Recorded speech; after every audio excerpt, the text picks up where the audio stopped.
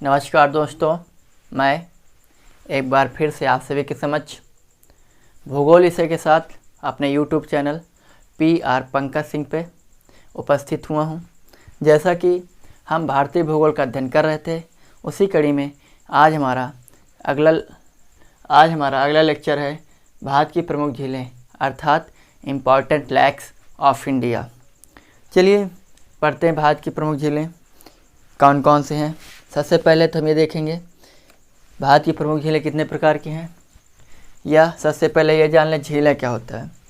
एक ऐसी जलराशि जो चारों ओर भूमि से घिरी होती है, एक ऐसी जलराशि जो चारों ओर भूमि से घिरी होती है, उसे हम झील कहते हैं।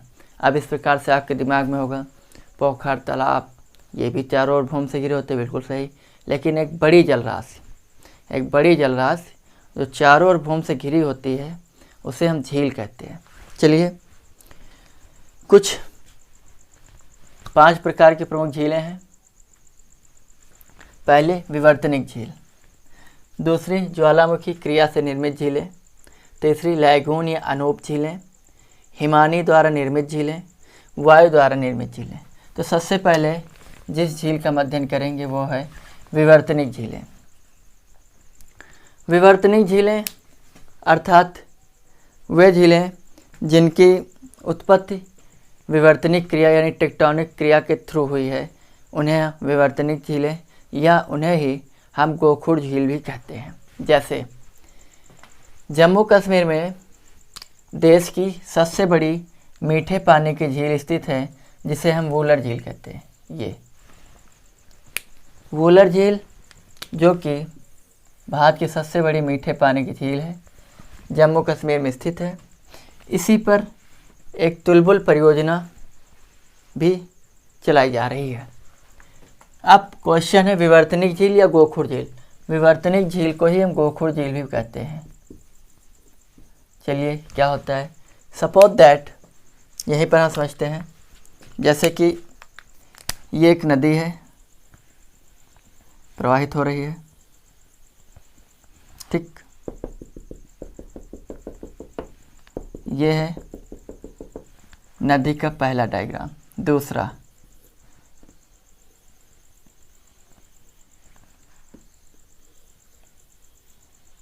ये अब आप देखिए नदी थोड़ा कुछ ज़्यादा आपको मुड़ी हुई नज़र आ रही होगी। ये थोड़ा साधारण सी थी, ये थोड़ा ज़्यादा है। लेकिन जैसे ही आप तीसरी नदी को देखेंगे, मैं थोड़ा सा यहाँ पर इसको रफ कर दूंगा, फिर लिख लूँगा ताकि आके समझ में आ जाए। समझाने के लिए यहीं पर इम्पोर्टेंट है।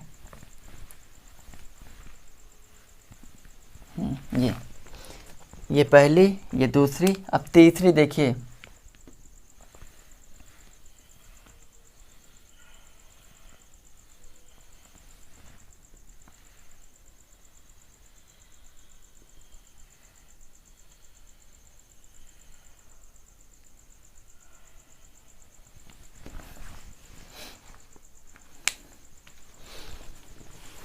थोड़ा कम सही हो पाई है।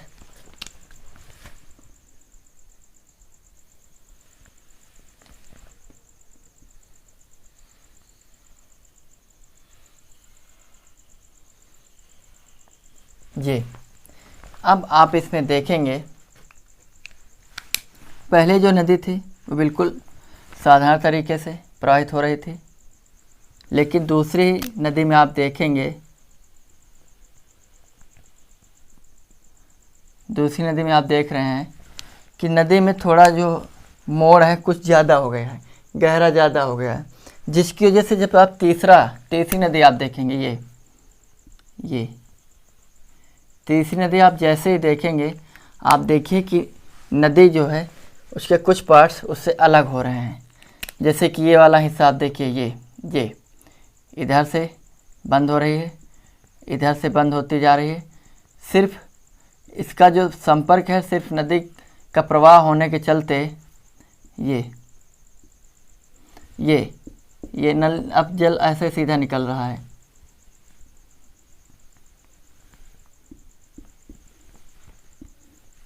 ये पहले जल यूं यूं जा रहा था, फिर ऐसे ऐसे जल जा रहा है। नहीं, अब देखिए जल सीधा जा रहा है, क्योंकि अब क्या नदी अब धीरे धीरे नदी से अलग हो जाएगी। ये जो हैं ये बिल्कुल नदी से अलग हो जाएंगे, धीरे धीरे ये ऐसे बंद हो जाएंगे और नदी का जल सीधा आता है, ऐसे प्रवाहित होता, सीधा एक दिशा से आगे दूसरी दिशा में प्रवाहित होता चला जाएगा। तो ऐसी नदी को हम गोखुर झील कहते हैं, गोखुर या विवर्तनिक झीलें कहते हैं। उम्मीद करते हैं आगे समझ में आया होगा। अगली है हमारी ज्वालामुखी क्रिया से निर्मित झील। तो वूलर झील जो है देश की सबसे बड़ी मीठे पानी की झील, यहाँ पे लिख देता हूँ, सबसे बड़ी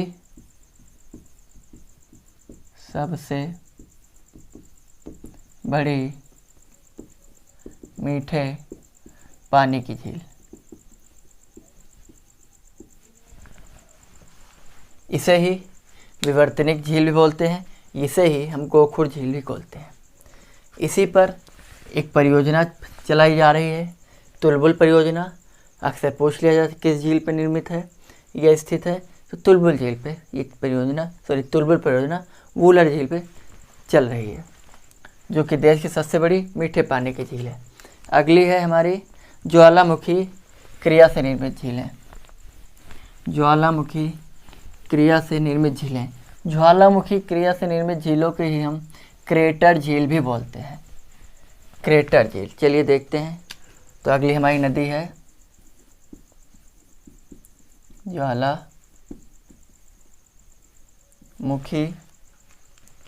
क्रिया से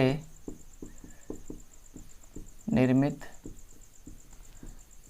झीलें, या इसे ही हम क्रेटर झील भी कहते हैं। तो ज्वालामुखी क्रिया से निर्मित झीलें या क्रेटर झील, चलिए देखते हैं क्या होता है। जैसे कि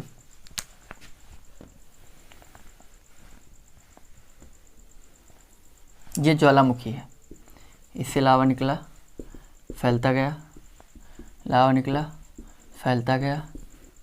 अब आप यहाँ देखिए, एक ये जो लावा निकला ऐसे फैलता बाहर गिरता गया, तो ये जो एरिया है ये ऐसे यहाँ पर ज्वालामुखी के मुख पर एक गड्ढा टाइप बन गया। देखिए ये, अब बारिश के सीज़न में जब बारिश होगी तो ये क्या है, ये पूरा जल से भर जाएगा, जिसकी वजह से ज्वालामुखी के मुख पर जो भी जल इकट्ठा हो रहा है एक बड़ा एरिया होता है, तो इसमें जब जल भर जाता है एक झील का रूप ले लेता है।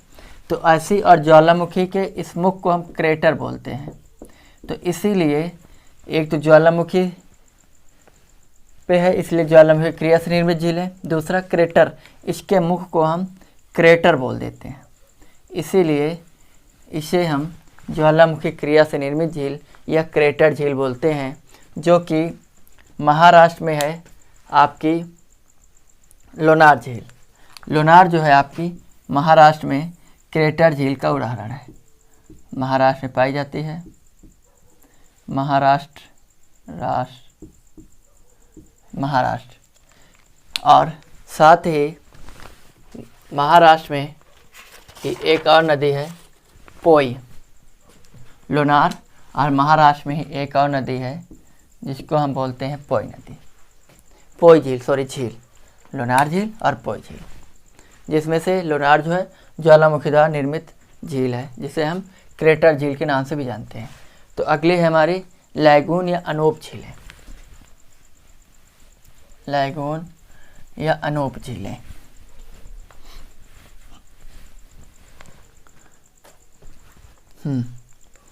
अगली है लैगून या अनूप झीलें। लैगून झील और अनूप झील की खासियत ये है कि ये जो है खारे पानी की झीलें होती हैं। लैगून झील या अनूप झीलें जो हैं खारे पानी की झीलें होती हैं, अर्थात इन झीलों का संबंध समुद्री जल से होता है और समुद्री जल खारा जल होता है। इसलिए ये जो झीलें होती हैं लैगून झीलें, या इन्हें ही अनूप झील भी बोलते हैं। इन्हें ही केरल में हम कयाल के नाम से भी जानते हैं। केरल में इन्हें हम कयाल के नाम से भी जानते हैं। लैगून झील या अनूप झीलों को केरल में हम कयाल झील के नाम से भी जानते हैं। तो चलिए, जो खारे जल वाली जो भी झीलें होती हैं उन्हें हम लैगून या कयाल या अनूप झील कहते हैं। लेकिन अब आपके दिमाग में एक क्वेश्चन होगा कि राजस्थान में भी कुछ झीलें पाई जाती हैं, उनका भी जल खारा होता है, लेकिन वो झीलें समुद्र से संबंधित नहीं होती हैं। ये झीलें क्या सागर या समुद्र से संबंधित जो भी झीलें संबंधित होगी उन्हें हम कयाल, लैगून या अनूप झील कहेंगे। जैसे कि सागर का जल क्या है, ये तटीय झीलें होती हैं। सागर में ज्वार और भाटा चलते रहते हैं। ज्वार और भाटा यानी उनके लहरों के माध्यम से इनका जल क्या है, आपस में मिक्सअप होता रहता है। तो इसलिए ये जितनी भी तटीय झीलें होती हैं इन्हें लैगून, कयाल या अनूप झील कहते हैं, क्योंकि खारे जल पानी की झीलें होती हैं। उदाहरण के लिए जैसे कि चिल्का, कोलेरू, पुलिकट, वेम्बनाड, अष्टमुदी, ये सारी झीलें आपकी जो हैं लैगून झील के उदाहरण है या अनूप झील के उदाहरण है। लेकिन वहीं पर वेम्बनाड और अष्टमुदी, लैगून, अनूप और इन्हें ही केरल में हम कयाल के नाम से जानते हैं। चलिए, अगली है हमारे हिमानी द्वारा निर्मित झील। भारत में अब तक हिमानी द्वारा निर्मित सिर्फ एक ही झील है। चलिए, हिमानी द्वारा निर्मित झील चौथी, हिमानी द्वारा निर्मित झील अर्थात हिमानी द्वारा निर्मित झील का कहने का तात्पर्य है कि वहाँ की जो भी नदियाँ होती हैं जो अपनी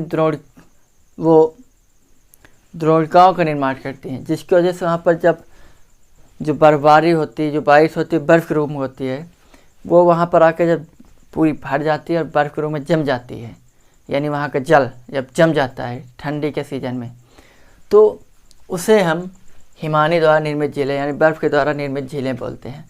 तो इस प्रकार देश में सिर्फ एक ही झील है जो कि हिमानी या बर्फ द्वारा निर्मित झील है, वो है रूपकुंड झील। रूपकुंड झील देश की एकमात्र झील है जो कि हिमानी द्वारा निर्मित झील है। अगली है वायु द्वारा निर्मित झीलें। जैसे कि वायु द्वारा निर्मित झीलें जो हैं आपकी राजस्थान में पाई जाती हैं। वायु द्वारा निर्मित झीलें वायु द्वारा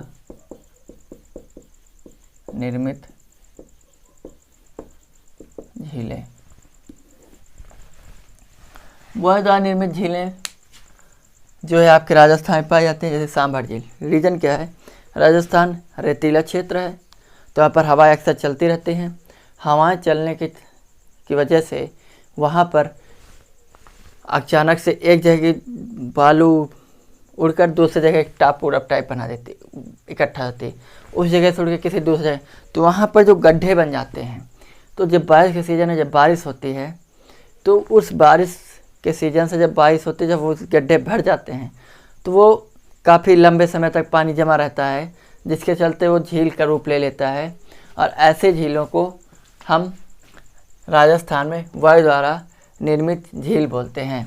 जैसे कि राजस्थान की सबसे प्रमुख झील सांभर झील। सांभर झील जो है देश की सबसे बड़ी खारे पानी की झील है। सांभर झील जो है देश की सबसे बड़ी खारे पानी की झील है। उसी जगह पुलिकट जो है देश की दूसरी सबसे बड़ी खारे पानी की झील है। ठीक, वायु द्वारा निर्मित झीलें या इन्हें ही हम लवणी झील भी बोलते हैं। लवणी, देश में सर्वाधिक नमक सांभर झील से ही प्राप्त होता है। तो ये कुछ और मानव निर्मित झीलें। छठी हैं मानव निर्मित झीलें या इन्हें ही हम कृत्रिम झील भी बोल देते हैं। मानव निर्मित झील देश की सबसे बड़ी मानव निर्मित झीलों में आपके गोविंद सागर झील। गोविंद सागर झील जो है पंजाब के रोपड़ ज़िले में स्थित है। इसकी जो प्रमुख झील है ये है गोविंद सागर झील। गोविंद सागर झील जो है ये आपके पंजाब, यहाँ लिखी था शायद वहाँ पर ना है, पंजाब के रोपड़ ज़िले में पड़ती है। पंजाब के रोपड़ ज़िले में पड़ती है और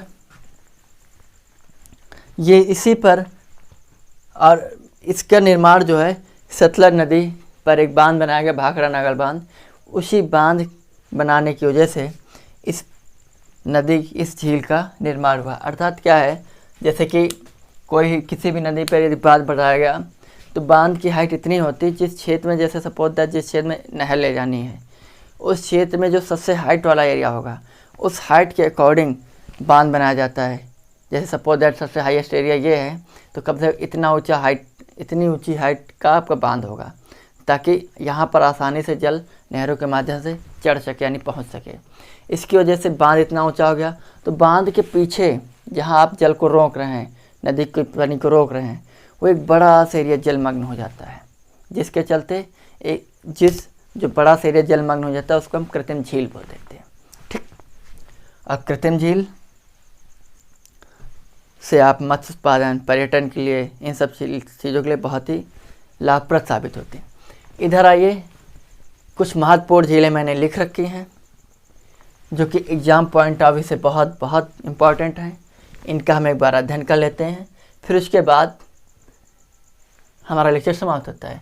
अगर इतनी ही झीलें आपको आ रही हैं तो किसी भी एग्ज़ाम में बढ़ने के लिए आप परफेक्ट हैं। सबसे पहले चिल्का झील। चिल्का जो है सबसे बड़ी, देश की सबसे बड़ी खारे पानी की झील है। सबसे बड़ी तटीय झील या लैगून झील है। लैगून या तटीय झील है। ठीक। दूसरी चीज लैगून झील है, अर्थात सबसे बड़ी खारे पानी की झील होगी, यानी चिल्का जो है देश की सबसे बड़ी खारे पानी की झील है। दूसरी कोलेरू। कोलेरू की खूबी यह है कि कोलेरू जो है कृष्णा और गोदावरी के मध्य स्थित, कोलेरू जो है कृष्णा और गोदावरी के मध्य स्थित एक झील है और ये भी लैगून झील का ही उदाहरण है। लैगून झील, कयाल झील या अनूप झील। लेकिन लैगून और कयाल को ही हम केरल में लैगून और अनूप को ही हम केरल में कयाल के नाम से जानते हैं। चलिए, पुलिकट झील। पुलिकट झील जो है ये भी कयाल झील यानी लैगून झील का उदाहरण है। ये इसी पर ये है, पुलिकट झील जो है आंध्र प्रदेश और तेलंगाना के सीमा पर स्थित झील है। आंध्र प्रदेश और तेलंगाना की सीमा पर स्थित झील है पुलिकट झील, जिसका 84% भाग आंध्र प्रदेश में पड़ता है, बचा हुआ 16% भाग तमिलनाडु में इसका पड़ता है। अर्थात 84% क्षेत्रफल का विस्तार आंध्र प्रदेश में इसका है, बचा हुआ 16% क्षेत्र का विस्तार इसका तमिलनाडु में पड़ेगा। ये और अंडमान निकोबार से पुलिकट झील को श्रीहरिकोटा द्वीप पृथक करता है। इस जगह लैगून जहाँ पर चिल्का जो है सबसे बड़ी खारे पानी की झील है, उड़ीसा में पड़ती है। राज्य का नाम भी जानते रहे आप साथ ही, उड़ीसा। कोलेरू आपकी पड़ेगी आंध्र प्रदेश में। पुलिकट जो है आंध्र प्रदेश और तमिलनाडु की सीमा पर पड़ेगी। वेम्बनाड केरल में पड़ेगी। वेम्बनाड और अष्टमुडी ये दोनों ही आपकी केरल में पड़ेंगी। वेम्बनाड की खूबी ये है कि वेम्बनाड पे एक द्वीप है। वेम्बनाड झील में एक द्वीप है जिसको वेलिंगटन द्वीप बोलते हैं, और वेलिंगटन द्वीप पर ही केरल में नौकायन का आयोजन किया जाता है नौकायन प्रतियोगिता होती है उसका आयोजन वेलिंगटन द्वीप पर ही होता है। वेलिंगटन द्वीप से होता है वेम्बनाड झील में। अगला, वेम्बनाड पर ही देश का सबसे छोटा राष्ट्रीय मार्ग NH-47A स्थित है। NH-47 जो है आपका वेम्बनाड यानी वेलिंगटन द्वीप पर ही स्थित है। अगला, अष्टमुदी भी केरल में है और ये भी लैगून, कयाल और अनूप झील का ये दोनों ही उदाहरण है। अष्टमुदी केरल के कोल्लम ज़िले में पड़ती है और ये 8 शाखाओं में विभक्त है। लेकिन अष्टमुदी की खूबी ये है कि इसे रामसर समझौता आर्द्रभूमि के तहत अष्टमुदी को आर्द्रभूमि का क्षेत्र घोषित कर दिया गया है। अब रामसर समझौता क्या होता है? एक्चुअली में क्या है कि ईरान में रामसर एक शहर है, तो वहाँ पर कई सारे देश इकट्ठा हुए और ये चर्चा हुई कि जो भी आर्द्रभूमियाँ हैं ऐसे क्षेत्र, तो वहाँ पर जो भी जीव जंतु हैं, जो भी पादप हैं, उनकी सुरक्षा पर विशेष ध्यान दिया जाए। तो ऐसे हर देश में कुछ आर्द्रभूमियों को चिन्हित किया गया है। जैसे हमारे देश में रामसर समझौते के तहत अष्टमुदी का जो क्षेत्र है वो हमारा आर्द्रभूमि के अंतर्गत आ रहा है, अर्थात इसकी जो 8 शाखाएं हैं ये रामसर समझौते के तहत आर्द्रभूमि के क्षेत्र में आती हैं। रामसर समझौते के तहत घोषित किया गया है। वूलर जो कि देश की सबसे बड़ी मीठे पानी की झील है, जम्मू कश्मीर पड़ती है, इस पर तुलबुल परियोजना स्थित है। अगला, चुल्लालुम झील। चुल्लालुम जो है सिक्किम में पड़ती है। चुल्लालुम जो है सिक्किम में पड़ती है। चुल्लालुम की खूबी ये है कि चुल्लालुम देश की सबसे ऊंचाई पर स्थित झील है, अर्थात 18,000 फीट पर यह स्थित झील है और ये सिक्किम में। और इसी चुल्लालुम झील से ही तीस्ता नदी का उद्गम होता है। तीस्ता नदी का उद्गम जिसका हो रहा है आपका सिक्किम से हो रहा था, नदियों में मैंने आपको पढ़ाया है, लेकिन कहाँ से? चुल्लालुम झील से। और चुल्लालुम झील कहाँ पर स्थित है? सिक्किम में, जो देश की सबसे ऊंचाई पर स्थित झील है 18,000 फीट पर। अगली है लोनार झील। लोनार जो है क्रेटर या ज्वालामुखी द्वारा निर्मित झीलों का उदाहरण है। लोनार और पोई 2 महाराष्ट्र में पाई जाती हैं। अगली, लोकतक झील जो कि पूर्वोत्तर भारत की सबसे बड़ी मीठे पानी की झील है। लोकतक झील पूर्वोत्तर भारत की सबसे बड़ी मीठे पानी की झील है और इस पर दुनिया का तो है, देश का तो है, दुनिया का एकमात्र तैरता और राष्ट्रीय उद्यान केबुल लामजाओ एकमात्र तैरता और राष्ट्रीय उद्यान स्थित है। अगला, सांभर झील। सांभर जो है आपके राजस्थान में पड़ेगी और सांभर जो सबसे बड़ी खारे पानी की झील है, लेकिन दूसरी सबसे बड़ी पुलिकट झील है, लेकिन सबसे बड़ी लैगून झील जो चिल्का है। ये तो क्वेश्चन है देश की सबसे बड़ी झील, तो हमारा आंसर होगा चिल्का झील। कन्फ्यूजन यहाँ पे दूर कर लें सबसे पहले। सबसे बड़ी देश की झील चिल्का झील, सबसे बड़ी लैगून झील कयाल झील या अनूप झील, चिल्का झील। कयाल नहीं पूछा क्योंकि कयाल केरल में बोलते हैं, तो लैगून और अनूप के बारे में पूछेगा, तो सबसे बड़ी अनूप या लैगून झील चिल्का झील। सबसे बड़ी देश की झील चिल्का, सबसे बड़ी लैगून झील देश की चिल्का, तथा सबसे बड़ी खारे पानी की झील सांभर। खारा पानी ये भी है, लेकिन इसको खारे पानी की झील नहीं बोलेंगे, इसको लैगून झील का उदाहरण बोलेंगे। सबसे बड़ी खारे पानी की झील जो है सांभर झील। और सांभर झील किसका? वायु द्वारा निर्मित झीलों का उदाहरण है। यह लवड़ी झील का भी उदाहरण है सांभर झील। तो सांभर जो है देश की सबसे बड़ी खारे पानी की झील है, लेकिन पुलिकट दूसरी सबसे बड़ी खारे पानी की झील है। ठीक, तथा सांभर, हाँ। अगली है रूपकुंड झील। रूपकुंड झील जो देश की एकमात्र, इसका विस्तार उत्तराखंड में है, आपके उत्तराखंड में है रूपकुंड झील का। और 1942 में H.K. माधवन ने इसकी खोज की थी, जो कि एक रेंजर थे। उन्होंने 1942 में देश की एकमात्र हिमानी झील रूपकुंड झील का खोज की थी। इसे रहस्यमय झील के नाम से भी जानते हैं। रूपकुंड झील को रहस्यमय झील के नाम से भी जानते हैं। अगला, देश की सबसे बड़ी कृत्रिम झील या मानव द्वारा निर्मित झील गोविंद सागर झील है, जिसका विस्तार पंजाब के रोपड़ ज़िले में है। और गोविंद सागर झील का निर्माण सतलज नदी पर भाखड़ा नागल बांध के बनने की बांध जब बना तो उससे जिस झील का निर्माण वो है गोविंद सागर झील। गोविंद सागर देश की सबसे बड़ी झील है। तेलंगाना में कुछ मानव द्वारा निर्मित झीलें हैं, जैसे निजाम सागर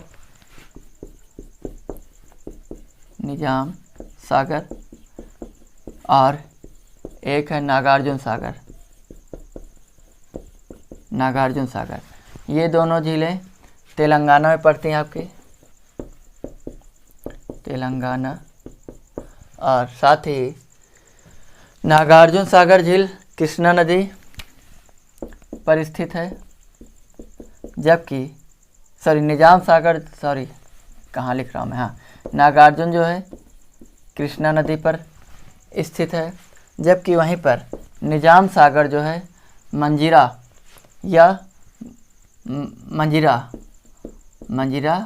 या इसी को मंजीरा भी बोलते हैं की नदी पर स्थित है। तथा कुछ प्रमुख झीलें और हैं, जैसे कि चंबल पर 3 मानव निर्मित झीलें हैं। पहली जो कि मध्य प्रदेश में पड़ती है वो है गांधी सागर झील। रफ कर दो पहले ताकि स्पेस मिल जाए। पहली गांधी सागर झील, दूसरी जवाहर सागर और तीसरी है राणा सागर। गांधी सागर, जवाहर सागर और राणा सागर, ये तीनों के तीनों चंबल पे स्थित हैं। लेकिन ये जो है आपकी मध्य प्रदेश में है, जबकि ये दोनों आपकी राजस्थान में स्थित है। और तीनों की तीनों नदियाँ चंबल नदी पर स्थित, तीनों झीलें चंबल नदी पर स्थित हैं। और उत्तर प्रदेश और छत्तीसगढ़ की सीमा पर सबसे बड़ी झील गोविंद बल्लभ पंत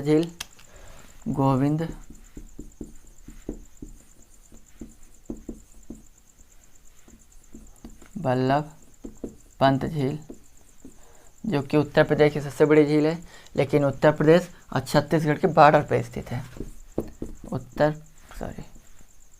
उत्तर प्रदेश एंड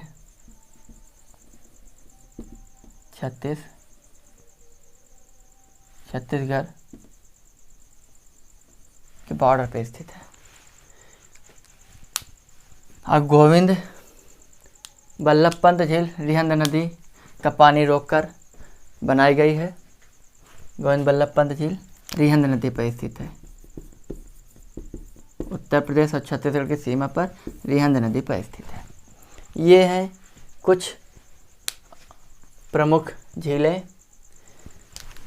आज का टॉपिक यहीं पर हम विराम लेते हैं। भारत की प्रमुख झीलें या इम्पोर्टेंट लेक्स ऑफ इंडिया यहीं पर समाप्त करते हैं। और देश की जितनी भी महत्वपूर्ण और झीलें हैं उनका भी मैं आपको इसी लेक्चर में दे दूंगा। आप नोट्स उनका बना लेना विधिवत।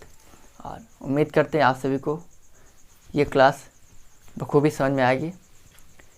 और हम अपनी क्लास को यहीं पर विराम देते हैं।